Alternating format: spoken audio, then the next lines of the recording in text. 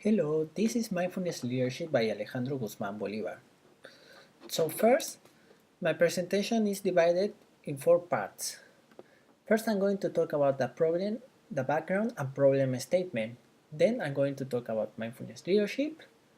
Finally, I will give a case of a mindful organization, and then I will lead with a conclusion. So first of all, background and problem statement. So first, I will begin with the fact. Starbucks is the most stressful and fast-paced job I ever had. The fact is that, and that is the fact.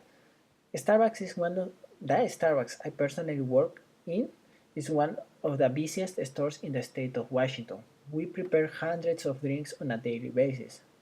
So, in order for you to have an idea, we prepare on average 2 drinks per minute. This huge demand and the speed we have to deliver the service to our customers makes the job a really stressful place.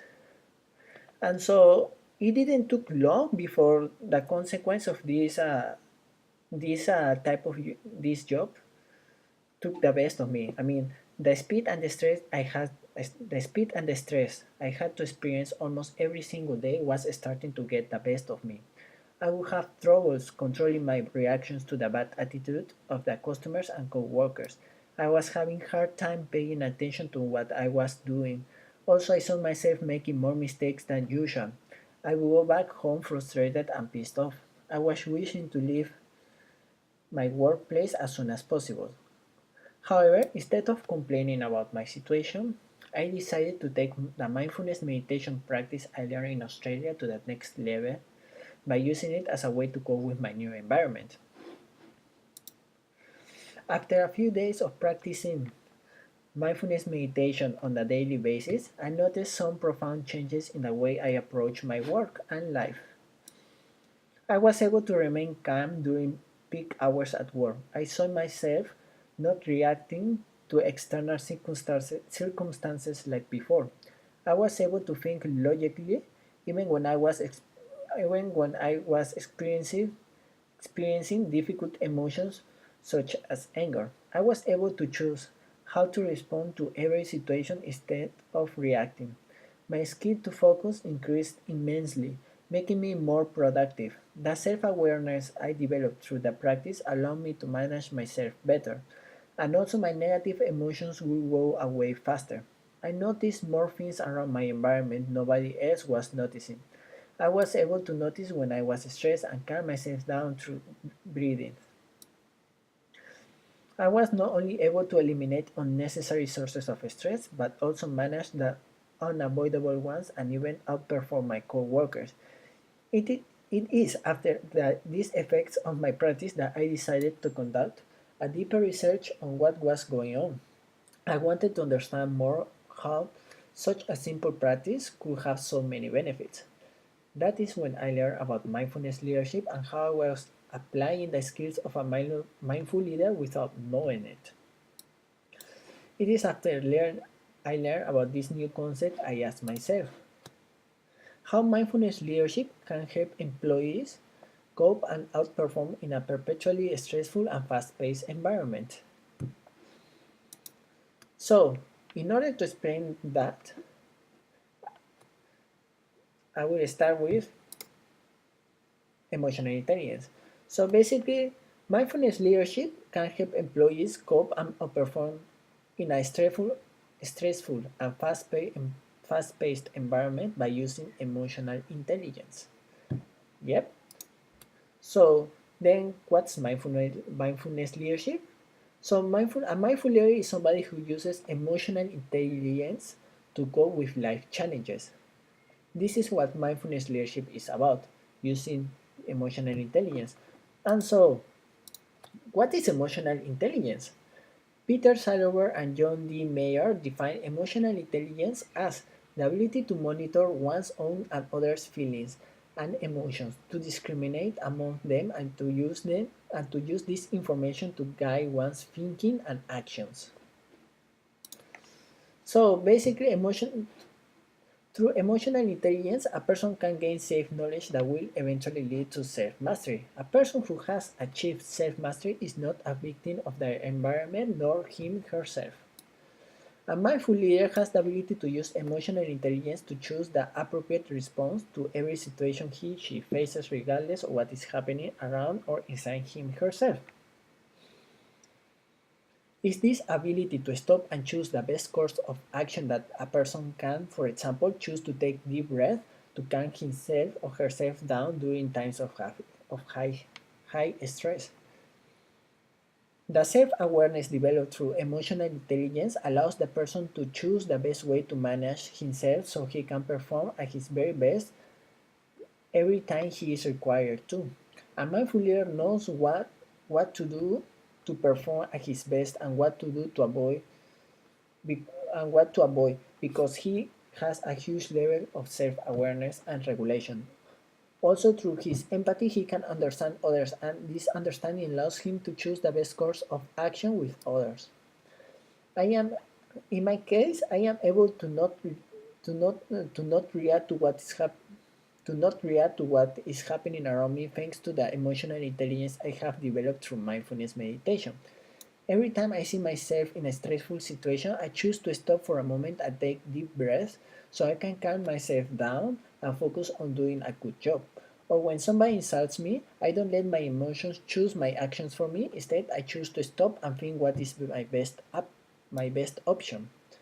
On the other hand, somebody who hasn't developed emotional intelligence is victim of the environment and him herself.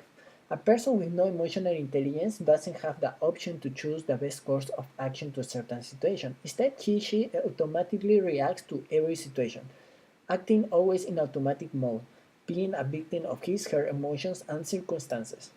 Progress arises when we let our emotions take our decisions instead of using our rational mind. Emotional intelligence free us from our own emotions and the environment, so we can gain the opportunity to stop and choose what to do.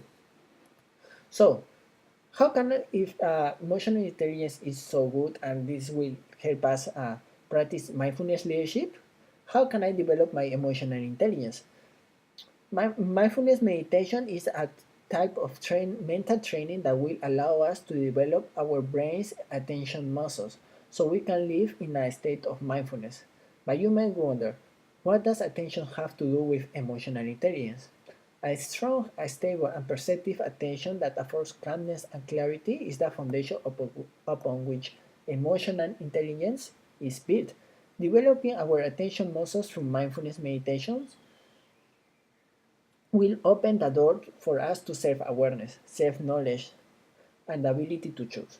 And with this, the ability to develop our emotional intelligence and therefore practice mindfulness leadership.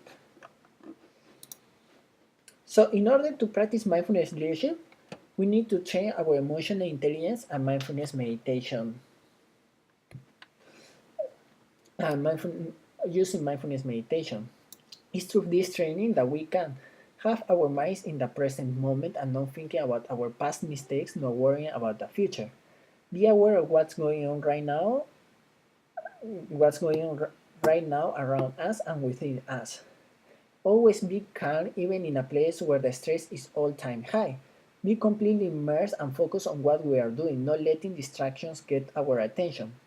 Be clear by seeing things as they are instead of how we think they are. Be equanimous, or in other words, don't push our emotions away but embrace them and treat ourselves with self-compassion. Be positive even when everything looks against us. Be compassionate with ourselves and others. And be impeccable, which means to always act with integrity. So, the reason why I pay so much attention to emotional intelligence in this presentation is because it is the bridge that gives the opportunity to apply mindfulness leadership. Once you have developed a strong emotional intelligence, mindfulness leadership is easy to apply. Nevertheless, if you skip the emotional intelligence part and try to practice mindfulness leadership, you will fail miserably. Mindfulness leadership is about being present, self-mastery, and being authentic with yourself. So now I want to give you an example of a current mindful organization. This is Google. Chet Bang, a Google employee with the collaboration of a CEO, Daniel Goleman, and a Zen master, created a Search Inside Yourself program. inside Google. The mindfulness-based emotional intelligence curriculum, which is Search Inside Yourself program, goal is the goal is to help Google employees succeed in life and at work. Since its creation, the huge success and demand it got made them to take the decision to make this program public. Now anyone can take the Search Inside Yourself program. In this program, Check Menta teaches three things: attention training through mindfulness meditation, self-knowledge and self-mastery, emotional intelligence, and the creation of useful habits. It's through this program that people are developing their people from Google and now outside public are developing their emotional intelligence and applying the skills of mindfulness leadership. So, in conclusion, to so how mindfulness leadership can help employees cope and outperform in a perpetually stressful and fast-paced environment. Mindfulness leadership is all about using emotional intelligence to cope with life challenges. Through emotional intelligence, the mindful leader is no longer subject of internal or external circumstances, because the mindful leader has the ability to choose how to respond to challenges instead of automatically reacting. It's through this place of choice that the mindful leader can decide, for example, to remain calm by breathing deeply when everybody is going crazy, to not let his emotions or thoughts take the direction of his actions, to eliminate unnecessary sources of stress and manage the ones that are necessary, to manage himself in a way that he can always optimally perform, to always be aware of what's going on in the present moment, to focus what he is doing as long as he wants to, and so on. So mindfulness leadership promise is gain self-knowledge and self-mastery by developing your emotional intelligence using mindfulness meditation. And with this knowledge of yourself and mastery, you can know how to manage yourself and always be in a place where you can choose the most appropriate response to the events life throws at you. It's this place of choice where you free yourself from external and internal circumstances and do what is best. Thank you so much. This is my presentation. I hope you enjoy it.